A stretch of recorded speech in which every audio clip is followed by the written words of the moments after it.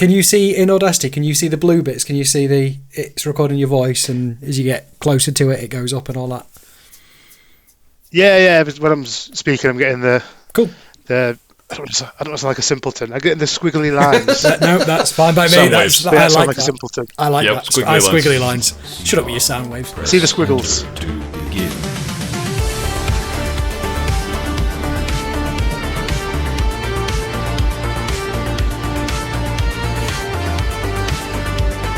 Good evening and welcome to CPOD, the Curse of the Enthusiast podcast. I'm your host Dorian, and with us we've got Elle once again. I'm sorry I couldn't think of a joke. I've been racking my brain all week trying to think of something for this week and I've got absolutely nothing. Well, I guess you just can't elevate me to that level today. I've just been done. I've just been done. Oh man. I'm so disappointed in myself.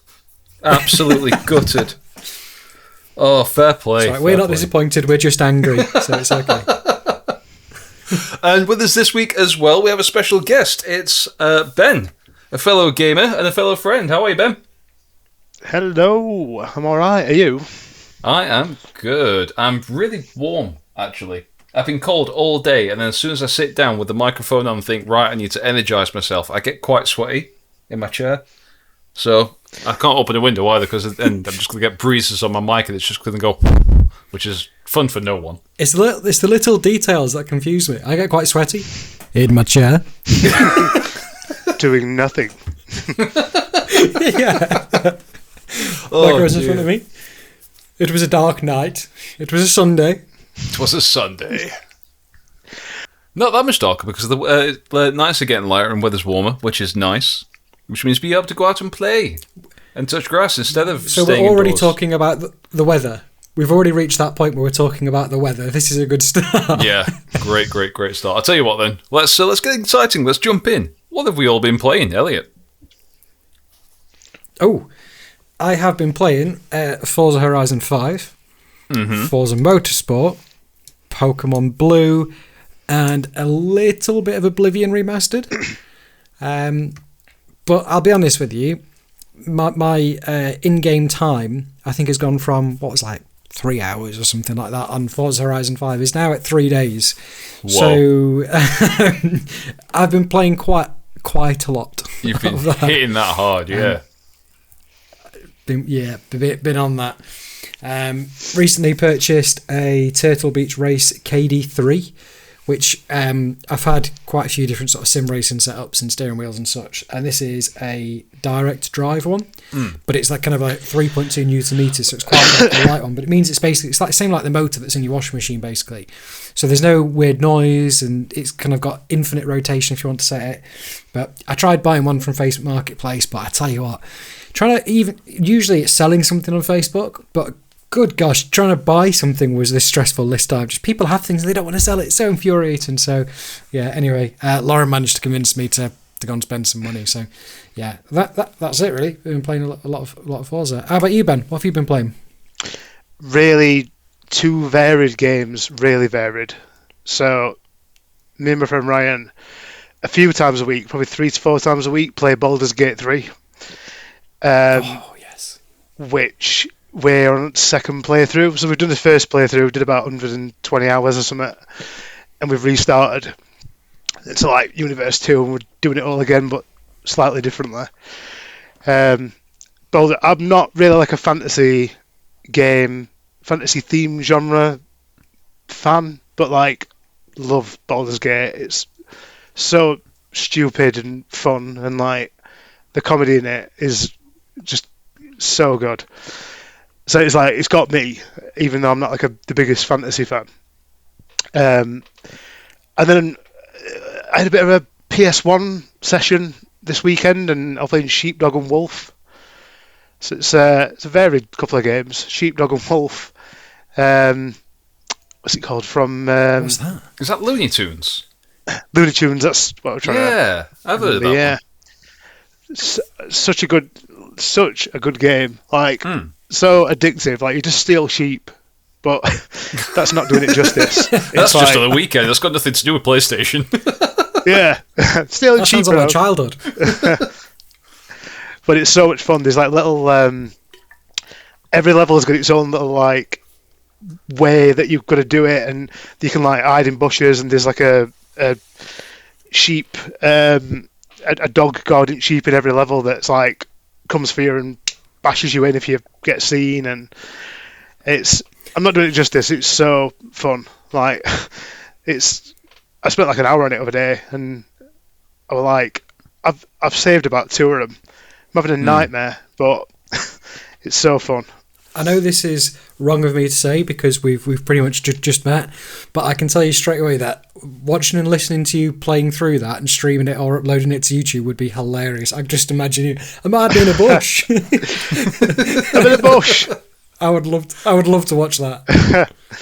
I haven't really got any equipment to stream PlayStation 1, but I could try for sure. Yeah. This is half the trouble with like older consoles, because on a PS5 or a PS4 or PC it's so easy, but if you're using any analog technology now, you're like, how do I put all this together other than just put a camera in front of my TV and just record it that way? And it's that. I think that's though. Sorry, go on. Sorry. I was just going to say, I think that's kind of nostalgic. I would like that. Yeah, just a camera pointing at the screen and you sat there. I think that's... Sometimes we overcomplicate it, right? That's, you know... Yeah, and I'm dying to get a CRT? Yeah. CRT TV, because, like I said, when you bang it on a 40-inch Samsung, there's just... Sheepdog and Wolf's not too bad, because it's a bright sort of Looney Tunes game, but there's just patches sometimes where... It's so dark, it's invisible. Like some bits, certain games. So yeah, it's especially jarring when, because back in the day when people said, "Oh my god, these graphics are so realistic," and yeah, Metal Gear Solid, his face is like 5 polygons and that's it. Whereas with older games that have that artistic style to them, that artistic style will never get old. Whereas photorealistic games will. So. If I'm playing, say, Medieval on my 50-inch, doesn't look too bad. But if I try to play Tomb Raider, I'm like, oh, angles everywhere. So some games just don't age as well for that reason. Yeah. She is made of Toblerones, is what you're trying to say. Is. When you're on a screen that size. Do you reckon that's what they use for the cosplay? Just extra large Toblerones? Yeah, just them giant Christmas ones. Just get loads of them. The ones that you pick up at airports. Yeah. That would be amazing. That would be amazing. I tried playing Tomb Raider on my TV, and I'm not going to say the inches because I feel like let's not go down that route. Yeah. Let's not compare. But exactly the same thing though. I was like 65 inch, yeah, and that's cheap license. But yeah, it's literally gave me a headache within like a matter of seconds, and I messaged you, Dorian, and you were just like, "Oh yeah, no, that will look terrible." Yeah, you're in for a rough time. Yeah. Quick question though, Ben. I'm going to make an assumption because you're from Sheffield. You can drink any other man under the table from around the country. Please tell me you're drinking mead or something when you're playing Baldur's Gate. I just have this image in my head. Oh God, no, I can't drink. It's usually just genuinely just a Pepsi Max. Just unless it's. Do you know what? I don't drink. I respect that. I respect that completely. I'm not really a big drinker anyway, but yeah, we've usually got a bit of a thing. Me and Ryan play sort of religiously a few times a week, and we've got a little section where we go through what snacks we've got and stuff like that. So there might be a jingle as well. And excellent. But yeah, we'll have a couple of snacks and usually a Pepsi Max because we're mid-30s and we can't do that anymore. No, I agree completely. I don't drink very much at all, and I prefer to be just a couple of snacks, a drink that I enjoy, just put my feet up. Then when someone says, "Are you coming out to a pub?" I'll go, "No, thanks. I've got a date with my TV and a controller. Thank you very much. No, I'm all right." It's Where that was going. We're old men. No, I've got some I've never been cakes. able to drink, so. Oh yes. Is it a cake or is it a biscuit though? I mean, it's got to be a cake, right? It's cake. It's literally cold cake, isn't it? They're trying to tell you through branded. I'm guessing you both think a bread roll, a cob, whatever it's called. No. Bread cake. Ben, don't fall into this. It's from Derbyshire. This will cause World War III right here. We'll be here all night if this starts. Dorian, what have you been playing, quick? Come on. We all know what I've been playing. Come on. Hurdy-gurdy. Hurdy-gurdy. I have been Rugrats. on that like... No, I'm kidding. Obviously, I've played nothing but Legacy of Kain Defiance Remastered all week.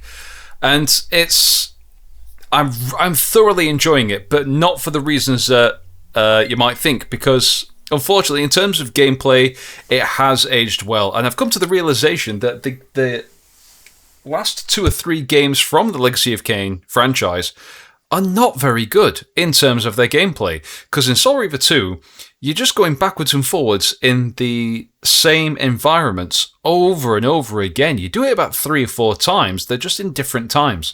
And then with Legacy of Kain Defiance Remastered,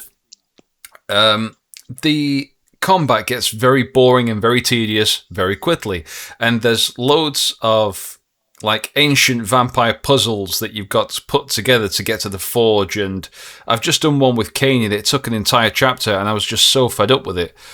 But the reason that you play the games is for the story and for the lore and for the characters. The cutscenes are brilliant, the lore is fantastic, and the great thing about this remaster is it's got everything. If you go into the settings for either character that you play, there is so much reading to do on all of Nosgoth's history, the cosmology, the prophecies, the collectibles that you can get that show art and concept stuff. There's backgrounds on all of the characters and little descriptions of all kinds of things. It's not Mass Effect level of reading, but there's a lot to, pardon the pun, sink your teeth into. But there's also lots of unlockables that never came in the original games. Like, you can unlock different skins for all the characters. And you're like, oh, I get to see this concept art turned into a skin for Raziel and for Kain that I can physically play now. This is fantastic. And so you get to run around doing the things, it looking a little bit like, this is what it could have been. There are builds for lost levels where they've put together just, bits and bobs from scraps that got chucked away that were originally ideas, and they've said, okay, so this was going to be the Sarafan Stronghold, here it is. Or this was going to be Mobius's Cave, so we've put a little bit of that together for you to have a wander through, and you just get to explore the levels that never came to be. And someone's genuinely put their heart and soul into this remaster and said, you know what, let's give them everything, because the Legacy of Kain fandom have been screaming after this since forever. So let's just give it to them. And it was money well spent. And it's not even finished, because I bought the Heart of Darkness collection, which means that I get Defiance Remastered, I get the pre-order bonuses of the extra skins, and the demo for Dark Prophecy, which was never released. But there's a new game that comes out at the end of this month that was included in my pre-order. So once I've finished Defiance, I get to play that when it comes out. So I am happy as Larry. I could not be happier with that purchase. It's been brilliant. And I'm nowhere near finished yet. So at some point, I will stream it. But when I got it on, was it Tuesday night, I just could not contain my excitement. It's the first thing I did when I sat down. I think I even finished work early to be like, oh, it's ready. And I just sat down, played it. I begged Nadia to come and sit next to me so I could share my excitement. And she was like, yeah, no, it's very good. Very good. She just goes back to her laptop. So yeah, it's been great. Really. I've had that for about a month straight talking about cars to Lauren, so I empathise. But you make me want to play it. Like, honestly, that enthusiasm and excitement, it really makes me want to give it a go. Because I played one. But do you know what? It falls into the next topic, so I'm going to stop there. But I have played one as a kid, but that's it. I've not actually played it since, so I might give that a go. I think we've got the same experience. That I was just about to say exactly the same, but wait for the topic to come up, because I was just about to say the same thing. Yeah.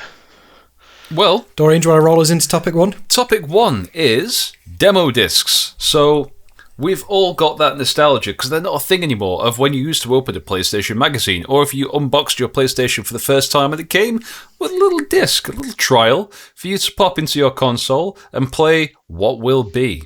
And everyone has got their memories of demo discs, especially if it's for the PlayStation. Some came with the PlayStation 2, some came with the Xbox. It was never really a thing for cartridge-based consoles, but of course for PC, you might get like freeware with some stuff to say, here's a little taster of what we're going to release later. So today is all about demo discs. So we're going to share some of our stories and our memories of demo discs. So you guys said, I think you're on the same ball here, that you've played a demo of the games that I've been talking about. Yeah. So I don't know if that's what Ellie were about to say, but I played Legacy of Kain through a demo, and it weren't until adult, like I'm talking like 30 years old, that I actually bought the full game for like PlayStation 1. So like, yeah, that's one of games that I discovered through demos, like the billion that I've put on a little list here for this. Go for it. So it's I mean with demos, it's like, it's funny because before we came on tonight, I said to my friend Joe that I'm coming on doing this.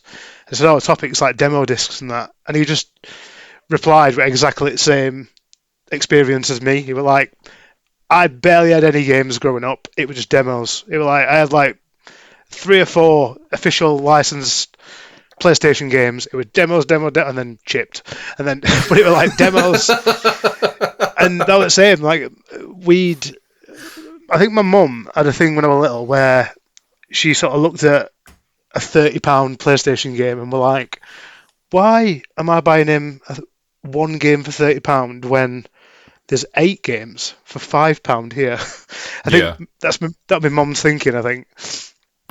So I had loads of demos because every week or month they were out, she'd buy me PlayStation magazine, demo attached to it, X amount of games on, and I've just made a little list of games that I'd never would have known. Probably would have known about eventually, but never would have played or never would have discovered without demos. Which is Broken Sword, Abe's Odyssey. Yes. Like, there's big games as well. Some of these: Metal Gear Solid, Spyro, Crash, Tony Hawk's, Legacy of Kain, Worms, Siphon Filter, Wipeout, Driver, Alone in the Dark, Dino Crisis, Gran Turismo, Medieval, Bugs Life, Urban Chaos, Sledstorm, Wild 9, Ape Escape, Roll Cage, Sheepdog and Wolf, and Tank Racer. I was just sat last night thinking of banger games that I discovered through demos, and like having a Google on which demos came with what and stuff like that, and everything was just flooding back. I was like, oh my god, all these like there's big games that I would have eventually, like Metal Gear and things like that, and Spyro and Crash, like everyone's gonna come across them eventually. But like Wild 9, that were like, I can't even tell you what that were about, but it was so fun. Yeah, it would. You were just. What about Roll Cage? Like that, you've just like activated like core memories in me, because you could drive on the ceiling, couldn't you? And then they released a load of like RC cars as well. That looked very similar to the game. Yeah, and you could like fly through like the stanchions of buildings, and buildings would just collapse. And that's my first ever memory of like full building destruction in a game. Like, it's Roll Cage, just going through pillars and stuff like that. And just like, and again, like Roll Cage, for example, I played that. I think there were 2 tracks in demo that you were available to play on, and I probably raced through them over and over so many times, and then, like I say, eventually picked it up from wherever, and it held up as well. Like, it's decent still. Like, I tried it. I bought it a few years back from somewhere, and it's still like, this is exactly how I remember it. Just a bit more Toblerone, but still like holds up well though. Yeah. There's so many good games on the demo discs. I mean, I remember the original Tech demo as well. Was it the T-Rex and there's an underwater one, wasn't there? I think. There was a The original manta tech ray, demo. Was and it demo 1? yeah, I missed that T-Rex. It became so ingrained into PlayStation history that I believe the T-Rex is one of the end bosses for Astrobot on the PS5. That was it. Oh, no way. It is. It's fantastic. I love that T-Rex. And my son Noah is a huge dinosaur fan. And unfortunately, I don't have that demo, I don't think, anywhere. So I showed it to him on YouTube. I was like, Noah, check out this dinosaur. And he's like, whoa. Obviously, he's 3, so he doesn't know one dinosaur from the other. I actually tell a lie. He knows his dinosaurs inside out. But he knows a T-Rex when he sees one. And he's like, that's fantastic. That's so cool. That's a big T-Rex. I'm like, yeah, this is great, isn't it? And I can't wait to be the one to tell him when he can understand it a bit better. Because that T-Rex came out, I don't know, 40 years ago at the time. And he'll just be like, what? You could do that in the 90s? It's like, you must be surprised what we could do in the 90s, thank you very much. It wasn't that long ago. It was that long ago. So my dad has one of the CD game cases, and it's just filled full of demo discs, and it's got demo 1, and he's also got a big stack of the PlayStation magazines as well, and it is just pure nostalgia. Yeah. It's funny you should bring that up because... Sorry, go on. No, that's all right. Go ahead. I was saying, it's funny you should bring it up because demo 1 is one of the things I was playing overnight because I've got 2 or 3 copies of it somehow. So I'll give you one if you want, Dorian, by the way. It's and I were on and it. The demo disc. Oh, well, if he's lucky.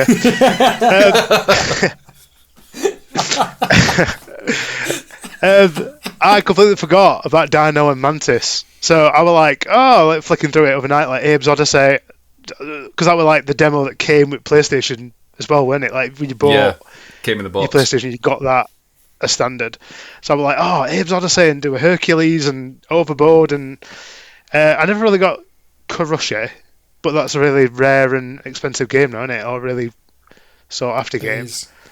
But I was flicking through them and I'm like, oh yeah, these are some very good little games to start with that you got on demo 1. And then I'm like, what's tech? Because I was flicking through main menu bit and I'm like, tech. And then there was something to do with like CDs, so it showed off that you could play CDs or something. And then I went on tech, I was like, Dino! Yeah, Dino and Mantis. And then I had like 10-15 minutes just making him like speak and shake his head backwards and forwards. That was it. One of the buttons made his mouth open. You'd have conversations with this little T-Rex on screen. You'd be like, hey, Mom, look what I can make this T-Rex do. Yeah, that hey, T-Rex Mom. was funny. The Manta Ray was... yeah. The Manta Ray was cool, but you couldn't do as much. All you could do really was sort of rotate him. But it was astounding that you could get the T-Rex to turn its head and snarl and open its mouth and rotate all around him so you could see him from all angles. Yeah, that was really, really cool. And I do remember so many of the same games that you've already mentioned. So I do remember playing the first level of Crash Bandicoot. Tekken 2, you could only play 2 characters, which was either Jun or Lei. And then there was... you had 1 track available in Wipeout 2097. I think you could play as Paul. I thought it was Paul. Is it Tekken 2? Tekken 2, yeah. I think it was Tekken 2 you had Paul, yeah. Ah. And then a later one, it didn't come with Demo 1, but it came with a PlayStation Magazine demo. There was Future Cop LAPD. I spent hours on that, and then I bought the game years and years later, and I still thoroughly enjoy that game. It's just chaos incarnate. It's wonderful. What else was there? So it was Future Cop LAPD. My mind's gone blank. Oh my god. Can I just tell you? Go on. I have spent years of my life trying to find this game. I remember playing this as a kid with our childhood friends, and I've never been able to find it. That's the game. That is the game. I've explained this to people when you sort of robots, and I think you start out and you shoot. Oh my god, that is. Oh, I just unlocked something for you. Yes. Oh, it makes me so happy. Oh, and of course, the first image I click on is by Moby Games. It's almost like they're a sponsor. Hey! They should be. We've mentioned them enough. Oh, my God. Future Cup LAPD, man. There were two different games you could play. You could either do the missions, of which I think there are 4 or 5, or you can do this thing called Precinct Assault, which is where it's you and either a second player or an AI.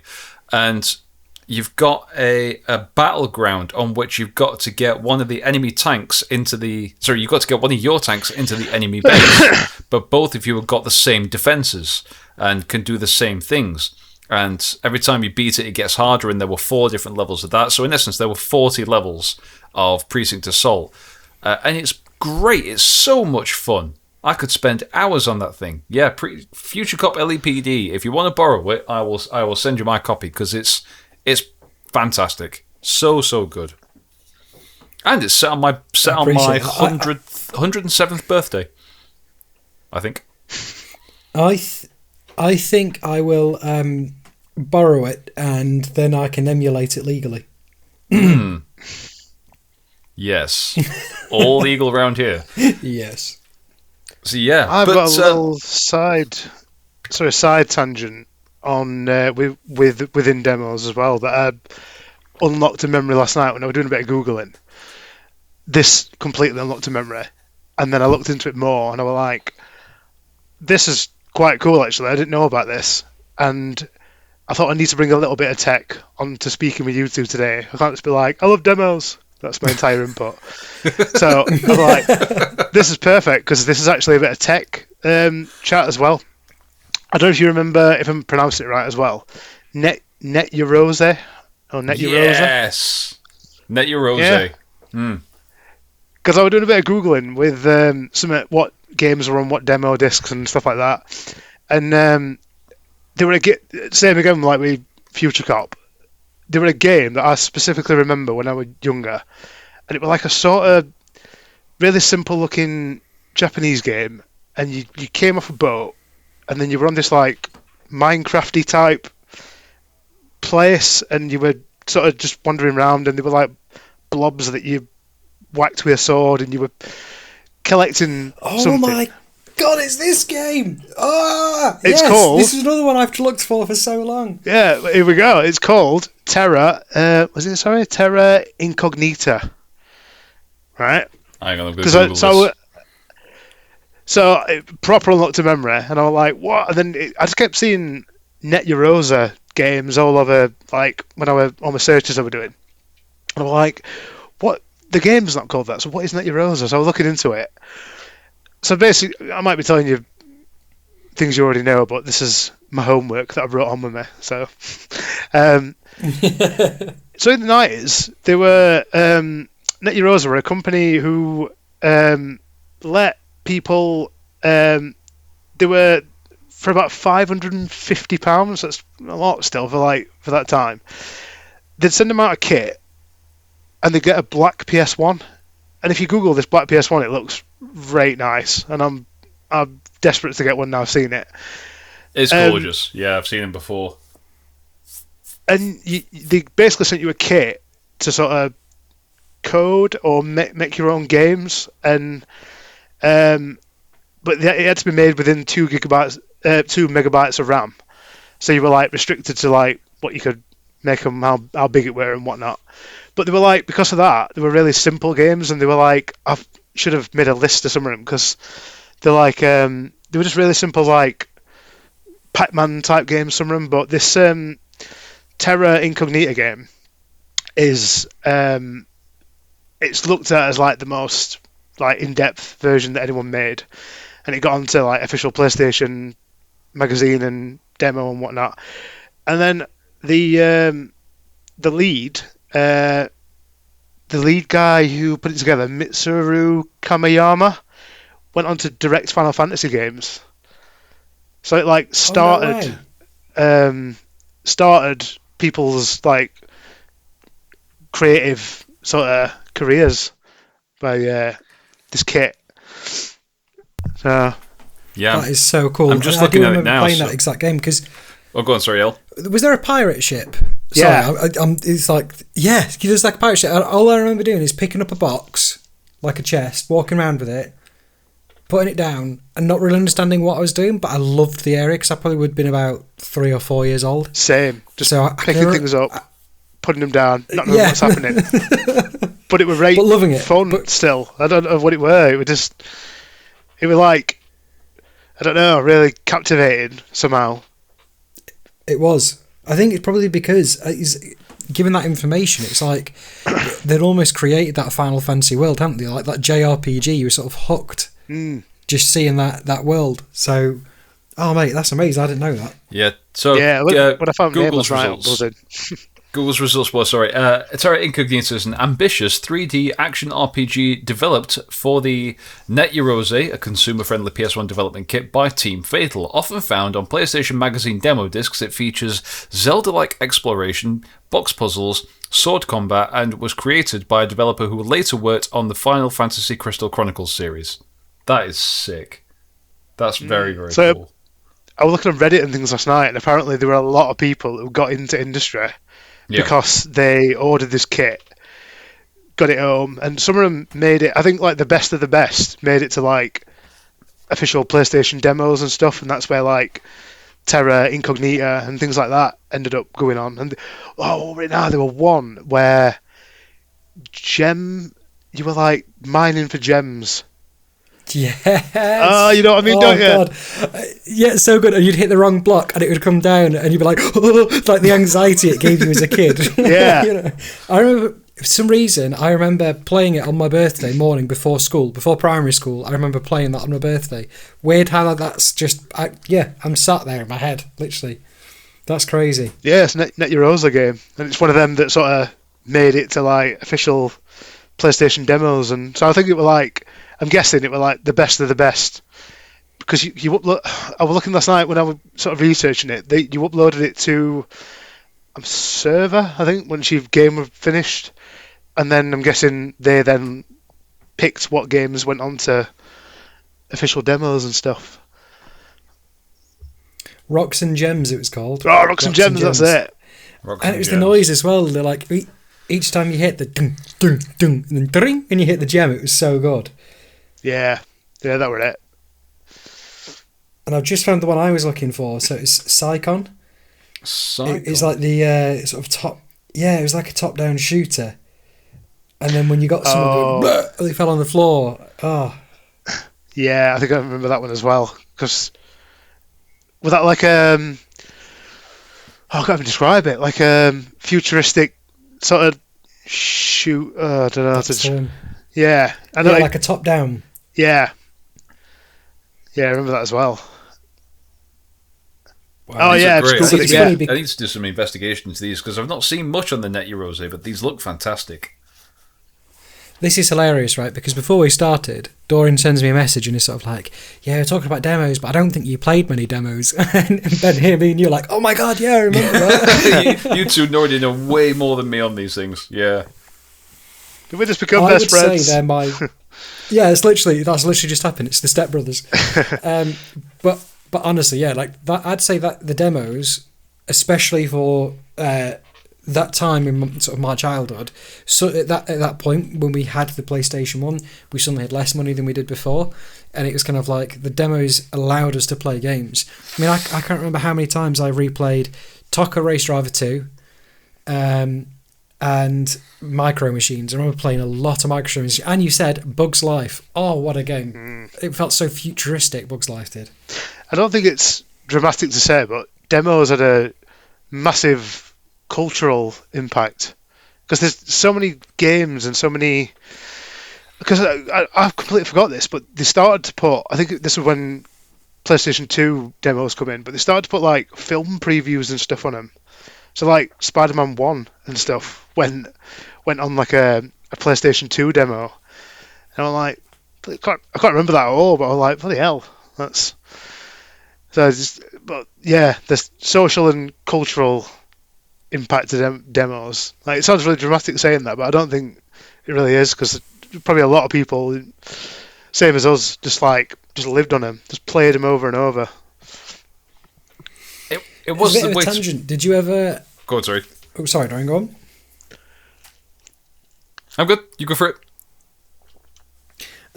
Did you ever rent games as well? We used to go to like a video store and you could rent games for like the weekend. Did you ever do that, Ben? Yeah. There were a video shop in our local shops that did like PlayStation rentals as well. So yeah, that was my introduction to theme park world, because my mum brought it home one weekend. Like, you've got this till Sunday, and I'm like, oh, what is it? And they're like, oh my god, this is very good. This is like, I made my own world. Like by Sunday, I'm like, can I have this? Can you buy it, man? No, it's 30 quid. Yeah, we were exactly the same. Exactly the same. I remember distinctively some of the best nights growing up, sort of ever, always seemed to be, our parents and our neighbourhood friends' parents, they'd all meet up, they'd get a Chinese takeaway, and then they'd rent us a game, and it was like, oh my god, this is the best weekend of our lives. That would be it, just playing some sort of new game. Remember Carmageddon? That was one of the ones that they rented. Oh, Carmageddon, I recognise that name, but I don't remember. That's another one. I'll have a little Google. That's one of those where it was horrific. I've heard the name 1,000 times, but I've never actually played it. Yeah, same. At the time, I've gone back and played it, and when you go back and play it now, it's kind of not really. It doesn't really sink in. But back then, it was like, hang on, you can pick all these different cars, and like, this car's got like a meat grinder on the front, and you can just run people over. It was so gruesome, so inappropriate to rent for your children. But it was great. That's why it was great, because at that age, This was the other thing about gaming in the 90s, was parents were a little less cautious about what your kids would play, because they knew it's just a game. It's not realistic in the slightest. And it was great. It was loads of fun. And it was only when games started to get a little bit more realistic that parents, of course, were cautioned a bit more about the things that you can do in games, and like, oh, no, you shouldn't really be looking at that or doing this or doing that. Yeah, the 90s was a bit different in that sense, wasn't it? You could get away with watching horror films too young, or playing games that you shouldn't have been playing.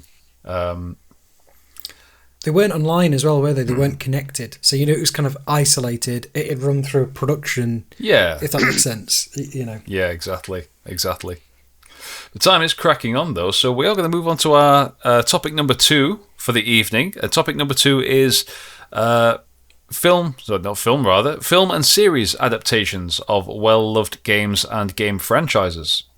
So I've already got a list of the ones that I particularly enjoy, old and new, and some ideas, some theories about how future adaptations might work.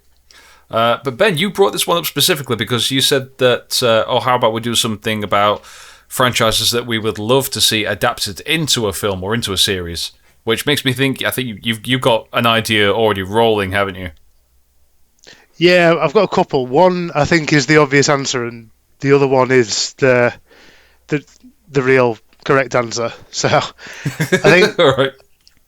the sort of like popular one would probably be Red Dead, because you could probably get 2-3 films out of that from franchise on its own already now, like Wild West. Or I mean, and Red Dead works as a Netflix series easily as well, like 10, 16 episodes or something, like 2 to 3, 4 series or whatever it is. But obviously they've got to follow games a little bit, so it's a bit like you'd have to be careful with it if you did it as a series. But 2 or 3 films, Red Dead Redemption, Red Dead Redemption 2, but we'll wait until 2059 before next one's due out, so they'd have to slow down with that if they did. But there's still no promises on GTA 6, so that might never happen. Oh yeah, yeah. So I mean, I keep saying, Red Dead 3 is going into production when GTA 6 is out, and I'm like, but when is GTA 6 out? That's it. Yeah, it'll get delayed until next year at this rate. Yeah. So I think that's like the popular answer, because Red Dead could easily be either a series or a film. Yeah. But I think my answer, and probably the most correct one, is Metal Gear. Ooh, Metal Gear is a film choice. quadrilogy, 4 or 5 films. That easily works. I think it works more as a film than it would a TV show. I think. Yeah, I don't think that world is quite big enough to warrant so many characters. But if you've got a film dedicated to the viewpoint of one character, then you're onto something. But here's the question: if you were, say, to put together and produce this Metal Gear film, who's playing Snake? But the spot, and I've not thought about it. That's my answer. Chris Barry. It's what? Oh, Chris Barry. Matt Perry. All day. Oh, Chris Barry. No. Oh, Matt Berry would be very good. Matt Berry would be fantastic. Name's Snake. Matt Berry would be good Solid for the Snake. Father. Matt Berry would be better for the death sound effect. Yeah. Snake. He's better for that. That'd be brilliant. He'd be I'd fantastic. love to see the radio chatter between them, just with Matt Berry. Snake, what the F is going on? Oh, that would be brilliant. But I mean, Matt Berry did make it into a series, surprisingly, because he was the voice of I forgot the robot's names in Fallout. The Mr. Is it Mr. Handy? Oh yeah. Yeah. And he was great. He suited that perfectly. It was a small role, don't get me wrong, but that voice that he does suited those robots down to the ground. Yeah, and Fallout. I've just finished series 2. No spoilers, but way better than I anticipated that was going to be. Fallout as a series is fantastic. Yeah, I'm waiting to watch series 2. Series 1 was really good. Yeah, season 1 was great. I think season 2 isn't any better or worse. I'd say it's much more of the same, but that's by no means a bad thing. Yeah, season 2 was a lot of fun. As was Last of Us. I've just finished Last of Us season 2. Season 1 much better than season 2. Season 2 still okay. But yeah, season 1 was just fantastic. What about already existing adaptations? Do you have like a particular film from a game or a series from a game that's your favourite? I can't think really. Sort of the other way around, like from TV to game. Do you mean like a Fallout did? Yeah, exactly. Like, is there something that already exists that you're a fan of? Like, for example, I've got a soft spot for 1995's Mortal Kombat. It's that bad, it's good. Oh yeah, no, I love that Mortal Kombat. That's number 2 was a terrible one, isn't it? But number 1 is love that. Batman and Robin. That's a terrible answer, but I don't know. I'd still watch that now and be like, yeah, not worth. That's fair. Had a good time with that. I've got I think 2002, before it all went absolutely haywire, I think the first Resident Evil was also quite good. Just the first one. Not fussed about the rest. Yeah, it was gritty, wasn't it? Though the first one was kind of, they captured that spook, and I know this is funny really because I'm saying something about horror games, and every other podcast we've talked about horror, I've been quiet. But actually, I'm with you. It was a really good adaptation, and yeah, it was scary. Especially, was that the one with the laser scene? Yes, yeah, that's the one. Yeah.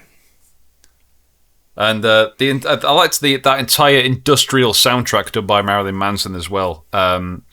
It had a bit of that sort of like that Y2K futurism to it. Everything was very shiny and very technical and chrome.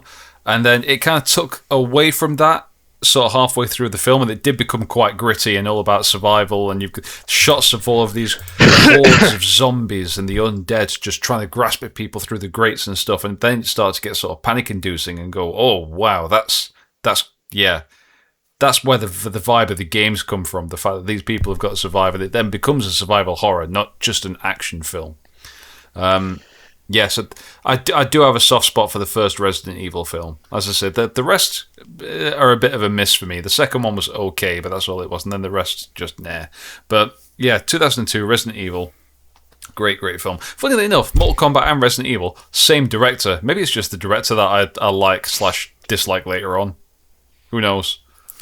So the funny thing is, I don't really watch any films. I would say the films, The Lord of the Rings, The Hobbits, kind of, there's a few other things in there, but I'm mostly just chronically addicted to YouTube more than anything. Yeah, I think we all are. I watch Formula 1. Yeah, that's kind of, the Formula 1 stuff on YouTube, that's kind of where I am. But the one film, which is sort of the game adaptation, is one that, Dorian, I think you have specifically spoken ill of, and it's Doom. I enjoyed Doom. It was so bad it was good in my eyes. This is it. It is a very, very bad film. It's fun to watch, don't get me wrong, but yes, just some of the lines. The effects were okay at the time, and I didn't mind the first person view scene, but yeah, for me it's cheesy dialogue. I can't get past cheesy dialogue because it's just, if I cringe, I'm immediately taken out of it. And the Rock, before he got his proper acting chops, that the Rock was just awful in that film. I mean, he's great. His acting chops. Well, yeah, because obviously the Rock was primarily the chops. What? Chops. Acting chops. I'm sure. What is that a thing? Yeah. Acting chops. Hang on a minute. CHOPS. Chops. Yeah, I've heard it before. Yeah. Okay, right. Well, I don't know. It's like me just crying back under my rock. I've never heard that expression in my entire life. So what are you saying chops for? What are you on about? Acting chops. Sorry. No, that's fine. So yeah, Doom blew me chops off. Doom was a bit hit and miss for me. I don't particularly like that film, but I will admit it's dumb fun is what that one is. I've already mentioned the ones that I like particularly. I've got an answer for playing Snake, by the way. The Snake actor in the futuristic Metal Gear Solid film. Who've you got? It's the only real obvious answer. It's Oscar Isaac, isn't it? Yes, that's what I was going to say. I thought Oscar Isaac would be perfect for that role. Absolutely. I've got a better casting than that for a Metal Gear film, though. For Ocelot, I always forget his name. The guy from Game of Thrones. Not Mark Addy. No, one of the baddies. Not Sean Bean. Not Sean Bean. Sean Bean and Matt Berry. Sheffield, I was like, you can't. That'd be a right cast. Let me just have a quick Google of Game of Thrones cast and I'll get his name. I know Sean Bean as Ocelot. That's it. Oh, do you mean Daddy Lannister? Not Daddy Lannister, is it you're thinking of? It is. Where is he? Why is he not on this cast list when I need him to be? Where is he? It's not Tyrion, is it? No, Tyron? Oh, I've forgotten his name. I'm going to butcher this name. Nicola Costa-Waldau? That guy? Oh, I know what you mean. Yeah. He'd be a right good Ocelot. He would be. I 100% agree. He would be a really good Ocelot. Absolutely. Yeah. There's a picture on Google where he's just got a tash. I'm like, that's him. He's already him. That's it. Yeah. That's fair. What is funny is, obviously, Dorian, you know this, but I don't really know many actors' names or films or anything like that. I'm really bad for it. Every single person you've mentioned, other than Chris Barry and Matt Berry, I've had to Google. Hey, you know Oscar Isaac, surely? Once I've Googled him, I know who he is. Didn't know his name. But all right, what have you seen him in? Dune. And he was in Dune. No. Dune. Dune. We'll call it Dune, Acting otherwise we're chops. For God's sake. Alright, Elliot is now secluded from this conversation. Oh dear. Just to let you know, I'm saluting right now. Oh, Elle, if you could adapt anything into a film or a series, what would it be? The cop-out answer is Xenoblade, isn't it? Of course it is. I knew that would come in. That's the cop-out answer, which I think they are working on, to be fair. I would say Halo. Now, obviously, I absolutely love Halo. It's up there in the top 3 franchises. Halo was adapted. I'm really struggling with the series. Oh, I know, yeah. But I'm really struggling with it. I want to like it, but for some reason it just isn't. But then I don't really watch TV series, so it's a really tough one for me to answer, to be honest, because I have no idea. I see what you mean about Halo, because Halo doesn't feel like Halo, if that makes sense. The series doesn't feel like the games. I'm going to go for a really niche one. Guild Wars, which is extremely niche, but if you've played it and you put a lot of time into it, there's such a huge amount of lore, it would be brilliant. So yeah, it's the second easy cop-out for me, but as a lack of, Forza, it's not just not going to work, is it? But I think you're 100% right in the sense that if you've got a bigger world, then you can have something set in that world without being totally... what's the word? faithful to it. So if it were me, then of course, as again, cop-out answer, I would go Legacy of Kain. But the twist would be that I would not have the main characters, Kain and Raziel, be the main focus of the series, because the world has got enough lore for people to say, okay, let's make the series based in this world, but we're gonna create new characters who are kind of caught in the middle of these clan wars, or building Avernus Cathedral, or there's a whole history of Sarafan lore that we can get into. When there's so much to sort of get your teeth into, you can go, we could do anything here. That's the beautiful thing about Fallout. In Fallout, there's loads of main characters from the games that you could choose, but they've not gone from the games. They've said, okay, this is a massive world that we can play with. Let's create someone and go from there. And they have, and it works. It's fantastic. So Guild Wars is a great example for that.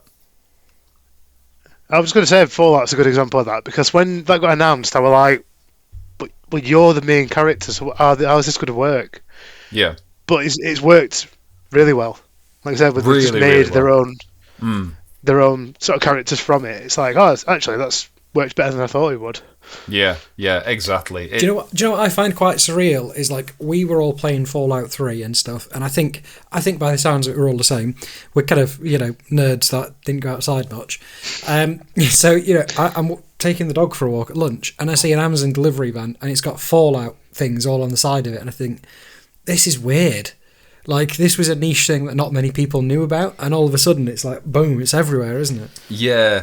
It's one of those things where it's kind of caught wind, and now all the new kids on the block are like, oh wow, I'm really into Fallout, and you were like, dude, that franchise is nearly 30 years old. I've been playing Fallout since before you were born, and everyone's like, oh okay, it's out now, and it's all like, it's cool.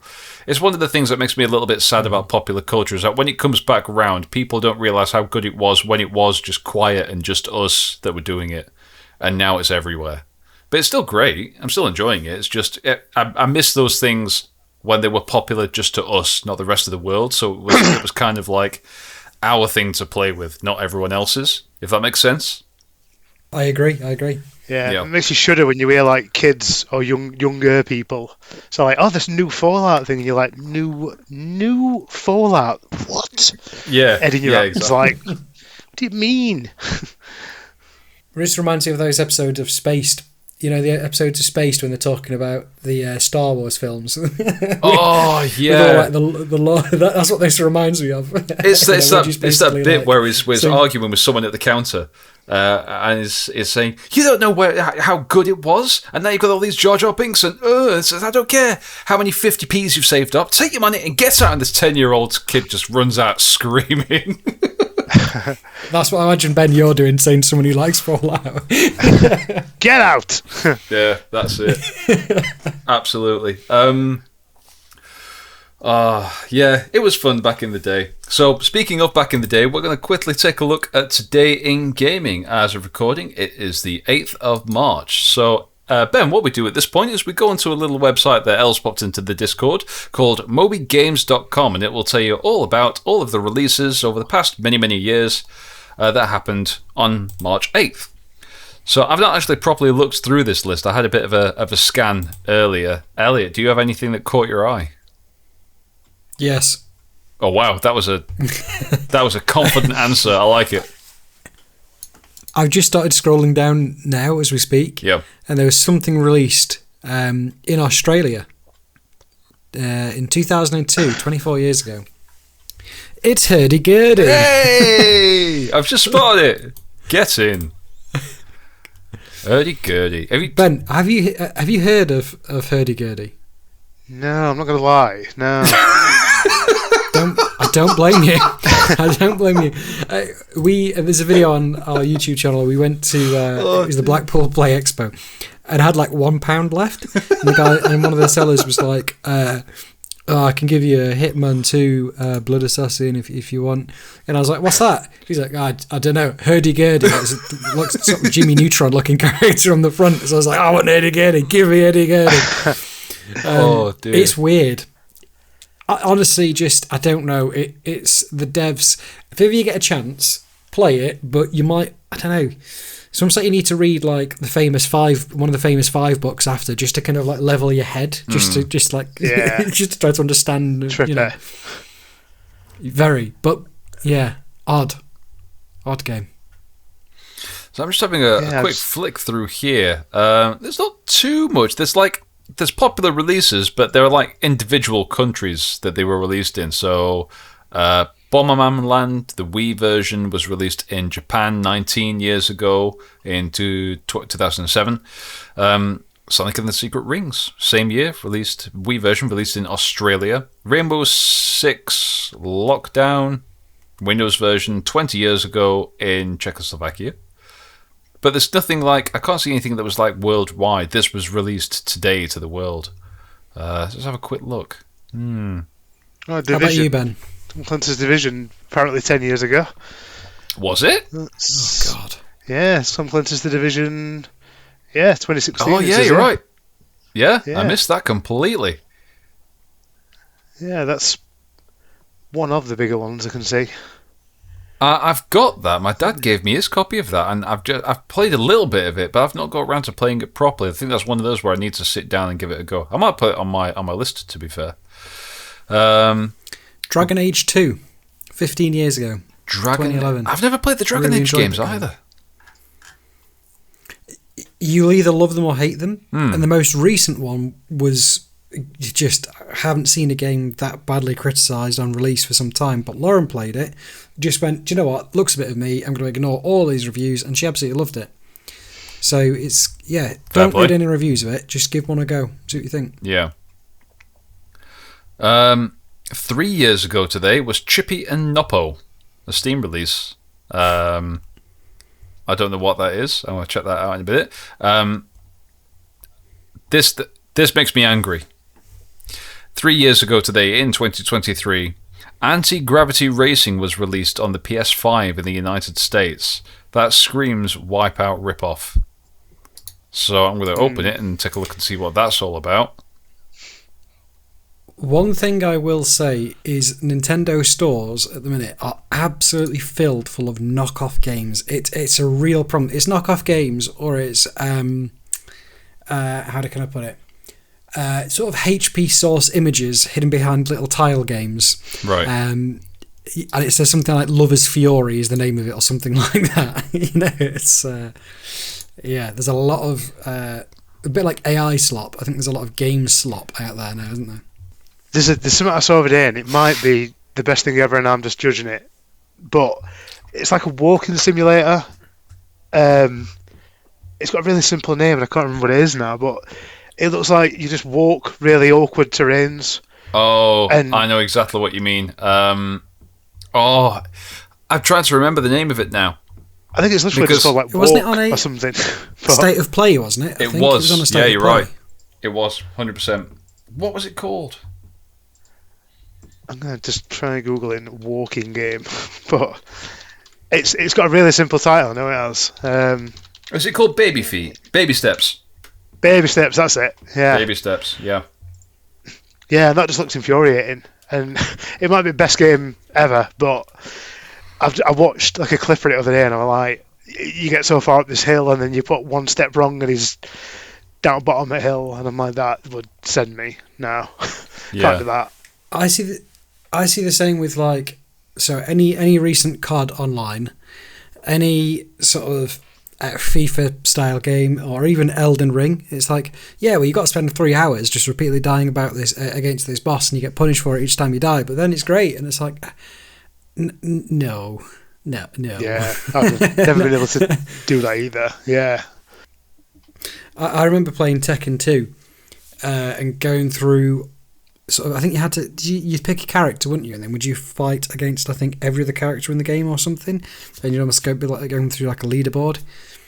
And I remember getting so angry, throwing the controller against the bed. And I remember my mum walking in going, if it was making you angry, stop playing it. Like, no, you don't understand. And it's like, that irrational rage has not left me many years later, so I just avoid it now. I'd rather play offline in my own little world than deal with that rage. In one of Dead Rising games, there's a boss that you fight in the mall, and I just remember it's absolutely the effort it took to get him even close to like finishing. And then he crawls to one of electric LED boards in Mall, and he just fully restocks his life. And I'm like, oh, for God's sake! So I did it again, and then he did it again, and I'm like, no, I'm done with this. This is, I just put it down, and I'm like, no, thank you, goodbye. I love that. That's so me. That is so me. The only time you've abused my time. That's it. The only time I've worked through that rage is when I was coming very close to completing. No, it was the end of the Mortal Kombat reboot in 2009, and I got through all of the story mode, and then it was finally me playing as Raiden versus Shao Kahn, and it was one of the most infuriating things I've ever done. But I had an afternoon to kill, so I was like, no, I'm going to get through this. I want to finish this game. It took me 4 hours just to kill one guy in Mortal Kombat. Tell you a similar story with that. In lockdown, the 2018 Spider-Man. Yeah. Loved it. One of my favourite games. And I was like, I'm going to sit here in lockdown, and I'm going to I've only ever got one platinum, and it's Spider-Man. Spoilers for the story. And I was like, I'm going to sit down each night, and I'm going to platinum Spider-Man. This is I'm going to give myself a goal, because not really going on. The world has stopped. I'm going to platinum Spider-Man.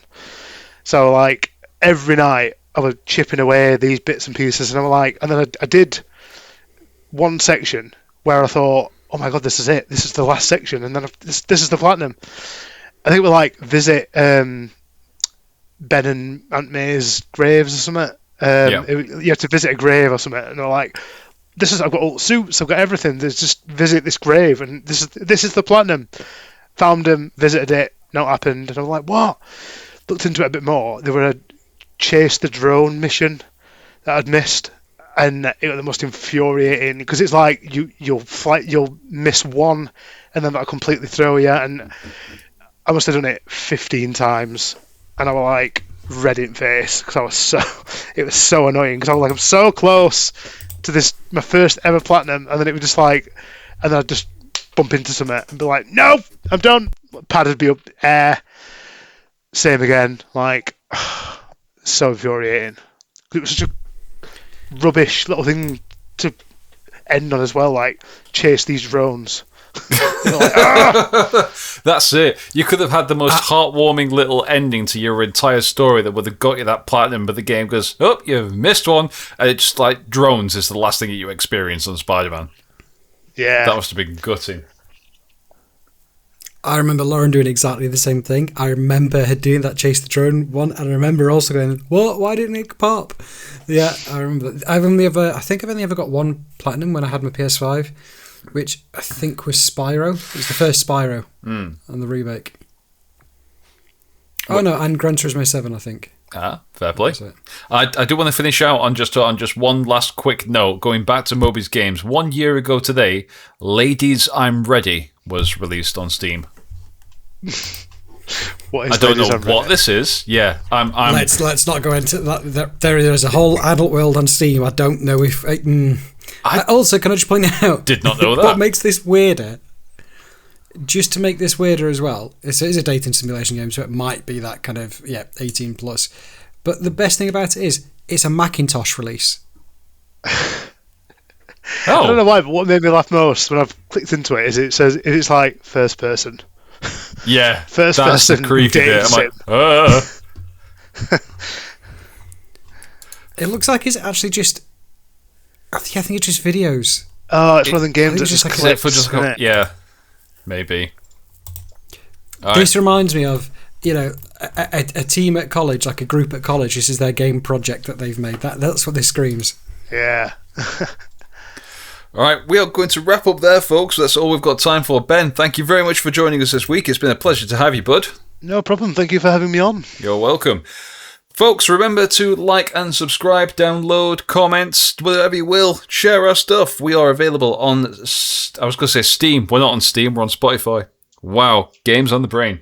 Yeah, we're going to be on Steam soon. We're going to make a whole interactive podcast for you to play. No, why not? But we are available on Spotify, on Apple, and on YouTube. Thanks very much again for joining us, and we'll catch you in the next episode. Ciao, guys. Bye. See you later.